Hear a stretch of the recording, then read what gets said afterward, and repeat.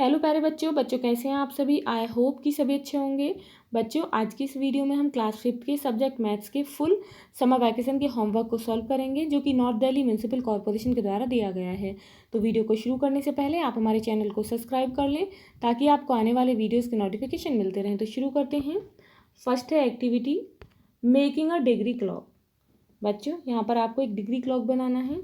Cut a circle out of paper से आपको एक सर्कल काटना है। फोल्ड इट इनटू हाफ, फिर इसे जैसे कि आपने काटा आधा मोड़ेंगे। Fold it once again into a quarter, फिर से इसे इस तरीके से मोड़ लेंगे, यानी कि इसके 4 भाग कर लेंगे। फोल्ड इट वंस मोर, फिर से इसे एक बार और मोड़ेंगे। ओपन द पेपर को खोलें and you will see many lines, उसके बाद आपको बहुत सारी लाइन्स दिखाई देंगी पेपर पर। Now mark 0 degree 45 degree 90 degree and 180 degree as shown, जैसा कि यहाँ पर दिखाया गया है।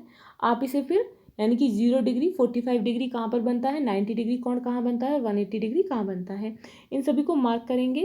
Paste it on an old card, इसे आप ओल्ड कार्ड पर पेस्ट कर दें। From the centre draw one hand, बिल्कुल सेंटर से यानी कि बीच से जहाँ पर 90 डिग्री बनता है वहाँ से एक हैंड ड्रॉ करेंगे। Make a red hand with A thick paper, आपको एक मोटे से पेपर पर रेड हैंड बनाना है। And fix it to the centre with a drawing pin, और इसे ड्राइंग पिन से बिल्कुल सेंटर में फिक्स कर देना है। So that it is free to move, ताकि ये बिल्कुल फ्री घूम सके। Your degree clock is ready, और इस तरीके से आपका जो ये डिग्री क्लॉक है बिल्कुल तैयार होगा। एक्टिविटी है मॉडल ऑफ एंगल्स। बच्चों आपको एंगल्स बनाने हैं। Make a model of different type of angles with the help of ice cream sticks and right the kind of angle. बच्चों आपको आइसक्रीम स्टिक्स की हेल्प से जितने भी एंगल्स हैं उनके मॉडल बनाने हैं और उनके नाम भी लिखने हैं। नेक्स्ट एक्टिविटी है to find area of leaf using square grid. बच्चों स्क्वायर ग्रिड का यूज़ करके आपको लीफ का एरिया फाइंड आउट करना है, क्षेत्रफल बताना है। Make a square grid of 15 × 15 with each square of side 1 centimetre each. बच्चों आपको एक ग्रिड बनानी है 15 × 15, जिसके प्रत्येक वर्ग की जो साइड हो वो 1 सेंटीमीटर हो। इट मीन्स जो प्रत्येक वर्ग हो, प्रत्येक स्क्वायर 1 सेंटीमीटर का हो। Now take a leaf of a banyan tree, आप बरगद के पेड़ की एक लीफ लें, पत्ती लें। एंड ए गुआवा ट्री, और एक अमरूद के पेड़ की। And find out the area of both the leaves, और दोनों लीव्स का आपको एरिया बताना है यूजिंग स्क्वायर ग्रिड का यूज़ करके। तो इस तरीके से हम 15 × 15 की स्क्वायर ग्रिड बनाएंगे। अब बच्चों हम एक बनियान ट्री की लीफ लेंगे, तो इसमें ध्यान रखना है कि जो आपका प्रत्येक स्क्वायर है वो 1 सेंटीमीटर साइड का होना चाहिए। तो यहाँ पर ये 1 सेंटीमीटर साइड के स्क्वायर हैं। अब ये है बनियान ट्री की लीफ, इसका जो एरिया है उसे फाइंड आउट करने के लिए हमें वर्ग को काउंट करना होगा। तो इसमें जो हाफ है उसे हम कंप्लीट 1 में नहीं काउंट करेंगे, हाफ और हाफ को प्लस करके 1 काउंट करेंगे, और जो हाफ से कम है उसे हम 1 में काउंट नहीं कर सकते, लेकिन जो हाफ से ज़्यादा है उसे हम 1 में काउंट करेंगे। तो अब देखिए काउंट करते हैं 1 2 3 4 5 6 7 8 9 10 11 12 13 14 15 16 17 18 19 20 21 22 23 24 25 26 27 28 29 30 31 32 33 34, हाफ और हाफ ये 35। इसे बच्चों हम ये जो हाफ साइड में बचता है इसे 36 यानी कि 37। अब ये है नेक्स्ट लीफ किसकी है, गुआवा की, इसका एरिया फाइंड आउट करना है। तो इसका जो एरिया फाइंड आउट करना है हमें कितना है, इसी तरीके से काउंट करेंगे हम स्क्वायर्स को 1 2 3 4 5 6 7 8 9 10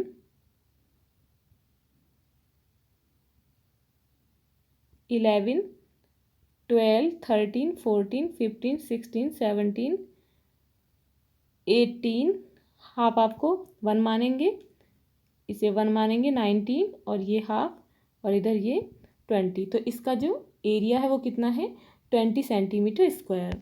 नेक्स्ट एक्टिविटी है write the area of the shapes given below in centimetre square. बच्चों यहाँ पर भी कुछ शेप्स दी गई हैं जिनका एरिया हमें सेंटीमीटर स्क्वायर में बताना है।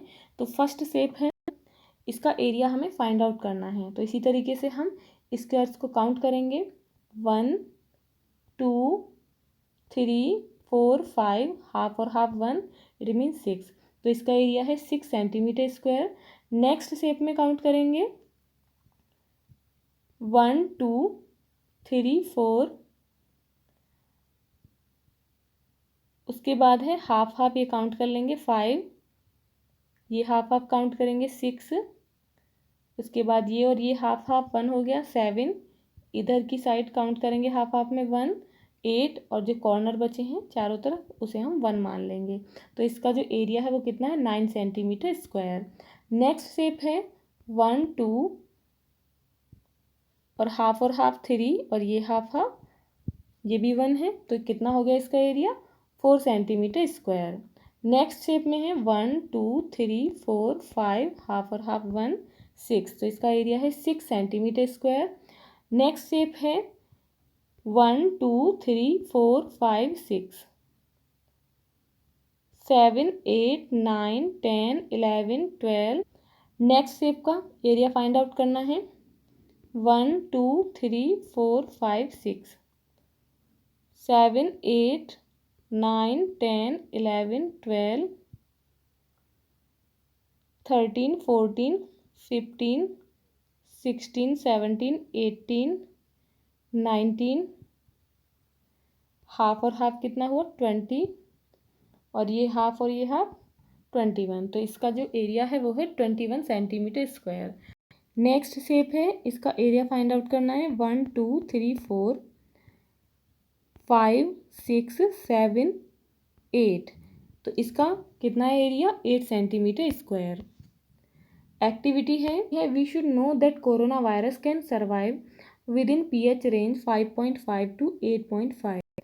हमें ये पता होना चाहिए कि जो कोरोना वायरस है वो 5.5 से लेकर 8.5 के बीच की pH रेंज में सर्वाइव कर सकता है, जीवित होता है। टू फाइट कोरोना वायरस से लड़ने के लिए we should eat food that is more basis in nature with pH more than 8.5। हमें ऐसा खाना खाना चाहिए जिसका pH मान जो है वो 8.5 से ज़्यादा हो, और एसिडिक हैविंग और अम्लीय हो, pH लेस देन 5.5, और जिसका pH मान 5.5 से कम हो। Study the graph and answer the following questions. अब आपको इस ग्राफ की स्टडी करनी है और क्वेश्चंस के आंसर देने हैं। What is the title of this bar graph. इस बार ग्राफ का टाइटल क्या है, तो आप यहाँ देख सकते हैं, amount of pH in some food item, ये जो है इसका टाइटल है। What is the scale used on the Y axis. Y axis पर जो स्केल है उसका क्या यूज है, फूड आइटम है। आप देख सकते हैं यहाँ पर, ये है एक्स एक्सिस और ये है वाई एक्सिस। नेक्स्ट है which food has the highest pH value. pH value कौन से फूड की सबसे ज़्यादा है, तो यहाँ पर किसकी है, गार्लिक की 10.5। तो गार्लिक जो है उसकी pH वैल्यू सबसे ज़्यादा है। Which food has the lowest pH value, सबसे कम pH वैल्यू किसकी है, तो लेमन नींबू की है। नेम द आइटम और आइटम्स यू शुड अवॉइड। अब आपको उन आइटम्स के नाम बताने हैं जिन्हें खाने से आपको बचना चाहिए। तो आइसक्रीम है। नेक्स्ट एक्टिविटी है, read the description of the kids to find out their ages. बच्चों के एजेस का पता लगाने के लिए आपको डिस्क्रिप्शन पढ़ना है। Write the kids age below, और किड्स जो बच्चे हैं उनकी एज लिखनी है। Rita is 3 year older than Pankaj. Rita Pankaj से 3 साल बड़ी है। Naveen is the same age Asha. Naveen और आशा बराबर हैं बिल्कुल। Mohit is 2 year older than Rita. Mohit जो है वो रीता से 2 साल बड़ा है। Pankaj is 9 years old. Pankaj 9 साल का है। तो यहाँ पर जो है रीता पंकज से 3 साल बड़ी है, तो पंकज की एज 9 ईयर्स है, 9 साल का है पंकज। तो रीता जो है 3 साल बड़ी है, तो इसमें तीनों प्लस करेंगे तो इट मीन्स रीता की एज कितनी है, 12 ईयर्स। तो यहाँ पर रीता की एज लिखेंगे 12 ईयर्स। नेक्स्ट है Mohit is 2 year older than Rita. Mohit जो है रीता से 2 साल बड़ा है, तो रीता की एज है 12 ईयर्स, तो 12 में हम 2 प्लस कर देंगे तो कितनी एज हो गई मोहित की, 14 साल, इट मीन्स 14 ईयर्स का है। नेक्स्ट है आशा इज़ 3 ईयर्स यंगर देन मोहित। आशा जो है वो मोहित से 3 साल छोटी है, तो मोहित की एज कितनी है 14 ईयर्स। तो 14 में से हम 3 को माइनस कर देंगे, इट मीन्स आशा की एज कितनी है 11 ईयर्स। आशा की 11 ईयर्स है, तो Naveen is the same age as Asha. Asha की 11 ईयर्स है, तो नवीन की एज भी 11 ईयर्स है। नेक्स्ट है then Mohit and 2 year older than Manju. Manju से 2 साल बड़ी है कौन, आशा। इट मीन्स आशा की जो एज है वो 11 ईयर्स है, तो हम 11 में से 2 को माइनस कर देंगे, तो कितनी एज हो गई मंजू की 9 ईयर्स। तो हम यहाँ पर क्या लिखेंगे 9 ईयर्स। मोहित की 14 ईयर्स और नवीन की 11 ईयर्स। नेक्स्ट एक्टिविटी है कंप्लीट द मल्टीप्लिकेशन चार्ट। यहाँ पर आपको गुणा का चार्ट पूरा करना है। तो आप किस तरीके से करेंगे, 1 की 1 में करेंगे, 1 इंटू 1 इक्वल 1, 1 की 2 से करेंगे, 3 से करेंगे, 1 into 3 equal 3, 1 into 4 equal 4, 1 into 5। इस तरीके से फिर 2 की 1 से करेंगे, 2 इंटू 1 इक्वल 2, 2 टू ज़ा 2 इंटू 2 इक्वल 4। इस तरीके से फिर 3 की करेंगे और सारा जो गुणा चार्ट है आपको कंप्लीट करना है। आप इसे इस तरीके से भी कर सकते हैं, यहाँ पर इस तरीके से आप 1 का टेबल पूरा लिखेंगे, 2 का टेबल लिखेंगे, 3 का टेबल लिखेंगे, और आप इस तरीके से भी कर सकते हैं, 1 का टेबल यहाँ लिखेंगे, 2 का टेबल लिखेंगे, यहाँ 3 का टेबल लिखेंगे, 4 का टेबल लिखेंगे, 5 का, 6 का, और आप इस तरीके से अपने इस गुणा के चार्ट को पूरा करेंगे। नेक्स्ट है make an estimate of the length and width of the not given below in the table. Table में नीचे नोट दिए गए हैं, आपको उन नोटों की लंबाई और चौड़ाई का अनुमान लगाना है। Measure and find the difference between your measure and your estimate. उसके बाद उसे मापना है और फिर अपने जो आपने अनुमान लगाया और मेजर दोनों के बीच में डिफरेंस का पता लगाना है। तो फर्स्ट है size of rupees note, your gas is in centimetre. आपका अनुमान सेंटीमीटर में, योर मेजर इन सेंटीमीटर। आपका जो माप है वो सेंटीमीटर में। 10 रुपीज़ नोट है, अनुमान में इसकी लेंथ थी 10 सेंटीमीटर और विड्थ थी 6 सेंटीमीटर। मेज़र करने पर लेंथ कितनी निकली 12.3 सेंटीमीटर और विड्थ 6.3 सेंटीमीटर। 50 रुपीज़ के नोट में अनुमान में उसकी लेंथ थी 12 सेंटीमीटर और उसकी जो विड्थ थी चौड़ाई 6 सेंटीमीटर। मेज़र करने पर निकली 13.5 सेंटीमीटर लेंथ और 6.6 सेंटीमीटर उसकी विड्थ यानी कि चौड़ाई। 100 रुपीज़ के नोट में अनुमान में उसकी लेंथ थी 14 सेंटीमीटर और उसकी विड्थ थी 6 सेंटीमीटर।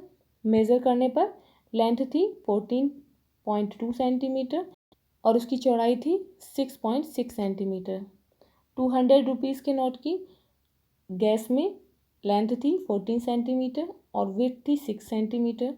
मेज़र करने पर उसकी लेंथ कितनी निकली 14.6 सेंटीमीटर और जो चौड़ाई वो 6.6 सेंटीमीटर। 500 रुपीज़ के नोट की अनुमान में उसकी लेंथ थी 15 सेंटीमीटर और विड्थ थी 6 सेंटीमीटर, लेकिन जब मेज़र किया तो उसकी लेंथ कितनी निकली 15 सेंटीमीटर और विड्थ 6.3 सेंटीमीटर। नेक्स्ट एक्टिविटी है solve the given sums and colour the answer in the grid given below. यहाँ पर सम्स दिए गए हैं, उन्हें आपको सॉल्व करना है। उसके बाद नीचे ग्रिड में आंसर दिए गए हैं, तो आपको जो भी आंसर हैं उन पर कलर करना है। See what you find. यहाँ पर बच्चों सम दिए गए हैं, डिवाइड भी है, मल्टीप्लिकेशन भी है।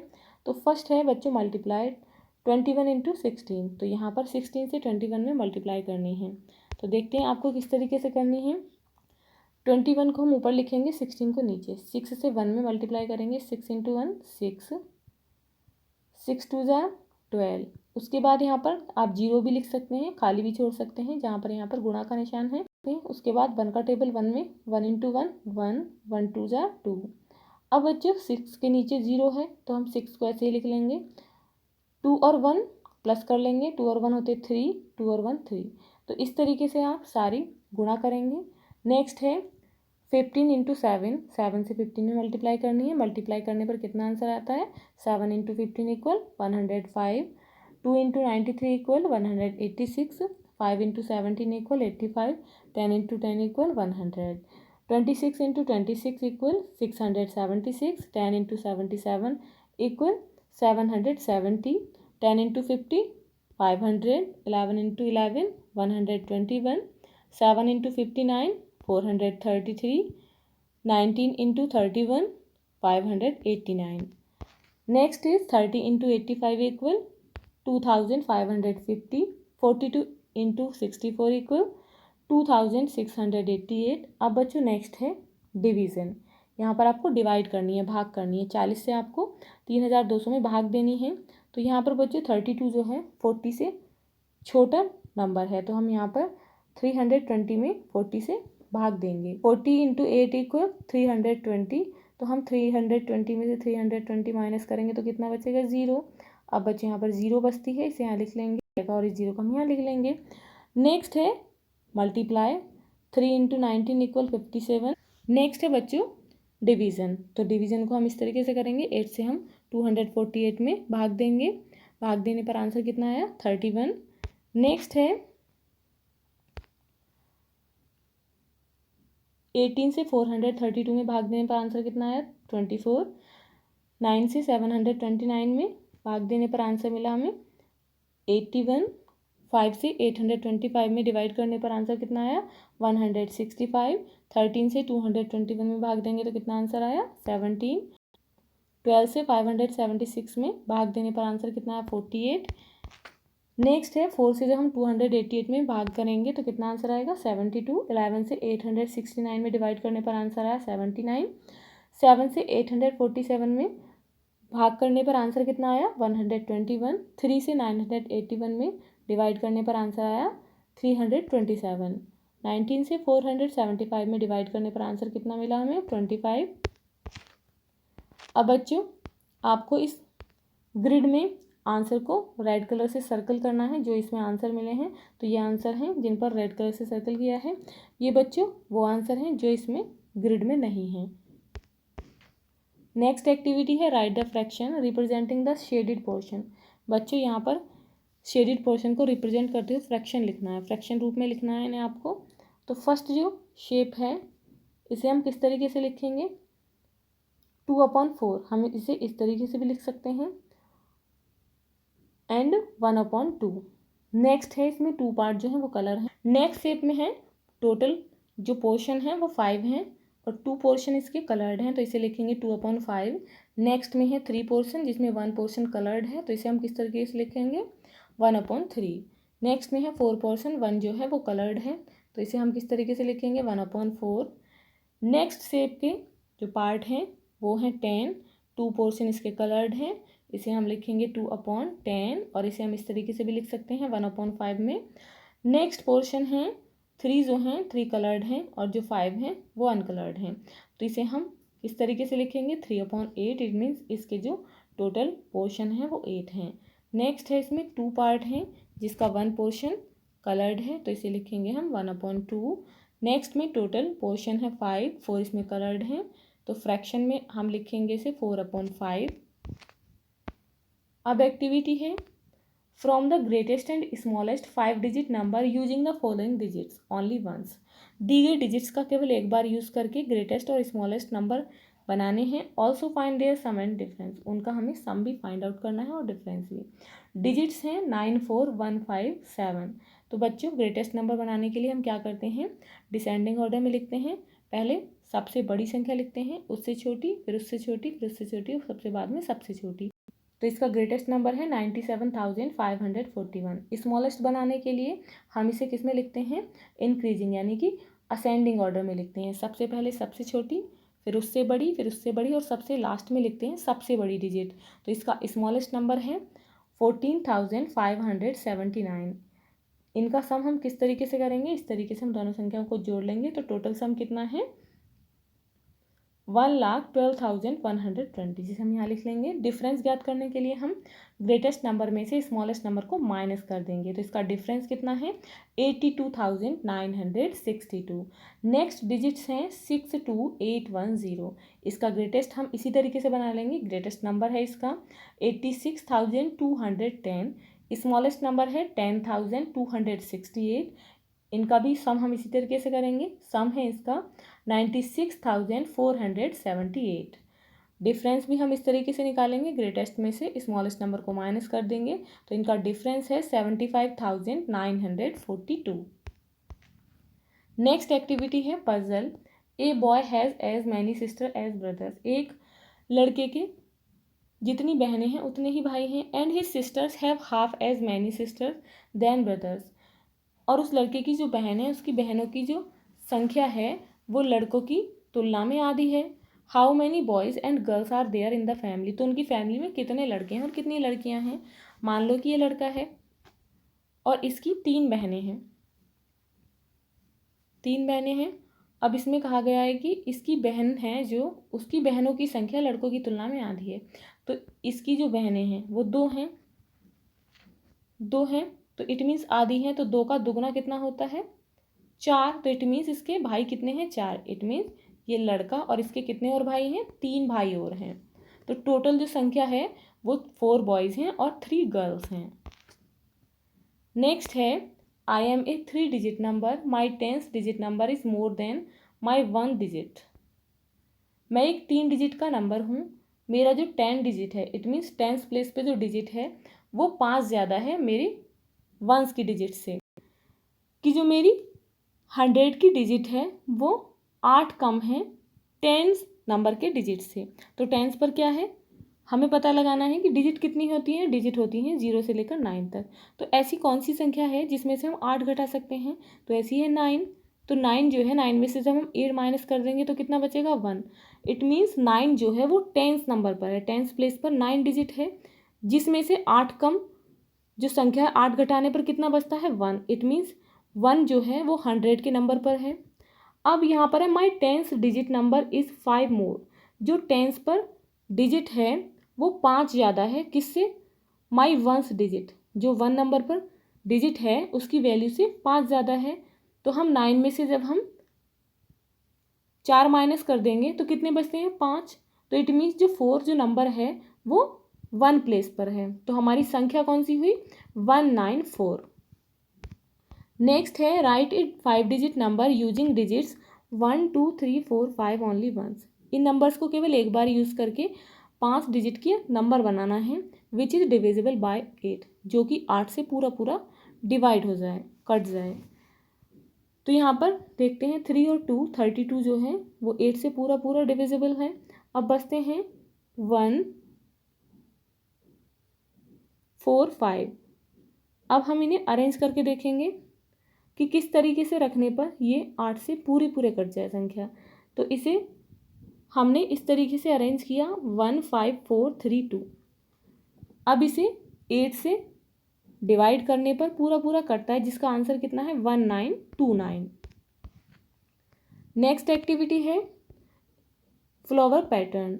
Start counting on the coloured petal of each flower. प्रत्येक फूल की जो कलर्ड पत्ती है उससे गिनना स्टार्ट करें। And finish the pattern by adding the last number in the pattern. और पैटर्न में जो अंतिम नंबर है उसे ऐड करने के बाद ही पैटर्न को फिनिश करें। फर्स्ट फ्लावर है जो कि 2 से स्टार्ट है, 2 4 6 8। इसमें प्रत्येक जो नंबर है उसमें 2 2 प्लस हुए हैं। तो नेक्स्ट जो डिजिट है वो क्या आएगी 10। नेक्स्ट फ्लावर है जो कि 13 से स्टार्ट है, 13 14 15 16। यहाँ क्या आएगा 17। नेक्स्ट है 20 25 30 35 40। तो इसमें कितने कितने प्लस हुए हैं 5 5। तो यहाँ पर कितना आएगा 40। नेक्स्ट है 26 27 28 29। तो नेक्स्ट नंबर क्या होगा 30। यहाँ पर स्टार्ट है 42 से, 44 46 48। तो इसमें कितने कितने प्लस हुए हैं 2 2। तो यहाँ पर कौन से नंबर आएगा 50। नेक्स्ट है 94 93 92 91। इसमें कितने कितने नंबर माइनस हुए हैं 1 1। तो यहाँ पर क्या होना चाहिए 90। नेक्स्ट फ्लावर है जो कि 65 से स्टार्ट है, 60 55 50। तो यहाँ पर कितने कितने नंबर जो है माइनस हुए हैं 5 5। तो यहाँ पर नंबर होगा 45। नेक्स्ट है 76 74 72 70। तो यहाँ पर 2 2 नंबर माइनस किए हैं तो यहाँ पर नंबर आएगा 68। नेक्स्ट है 56 59 62 65। तो यहाँ पर 3 3 नंबर प्लस किए हैं तो यहाँ पर कितना आएगा 68। नेक्स्ट है 21 28 35 42। तो बच्चों इसमें 7 7 नंबर ऐड किए हैं, प्लस किए हैं। तो यहाँ पर कौन सा नंबर होगा 49। नेक्स्ट एक्टिविटी है how much money does Ansu needs to buy 3 pair of sweat trouser and 5 winter jackets. Ansu को 3 जोड़ी स्वेट ट्राउजर और 5 जोड़ी विंटर जैकेट खरीदने के लिए कितने पैसों की ज़रूरत है। यदि ग्रे स्वेट शर्ट है एक 1013 की, पेयर ऑफ स्वेट ट्राउजर्स है 1018, विंटर जैकेट है 2654 की, ब्लैक जैकेट है 1712, ग्रीन स्वेट शर्ट है 1722। तो यहाँ पर उसे खरीदने हैं 3 पेयर ऑफ स्वेट ट्राउजर के, तो 3 पेयर। यहाँ पर एक पेयर की जो वैल्यू है वो कितनी है 1018, तो हम 1018 को 3 से मल्टीप्लाई कर देंगे, तो उसे कितने पैसों की ज़रूरत पड़ेगी स्वेट ट्राउजर के लिए 3054। 5 विंटर जैकेट, 1 विंटर जैकेट है 2654 की, तो इसे हम 5 से मल्टीप्लाई कर देंगे, तो मल्टीप्लाई करने पर आंसर है 13270। अब हम 3054 और 13270 को प्लस कर लेंगे, तो उसे कितने पैसों की ज़रूरत होगी 16324 की। Students, if you like this video, please like and share, and if you are new on this channel, please subscribe the channel. Thank you.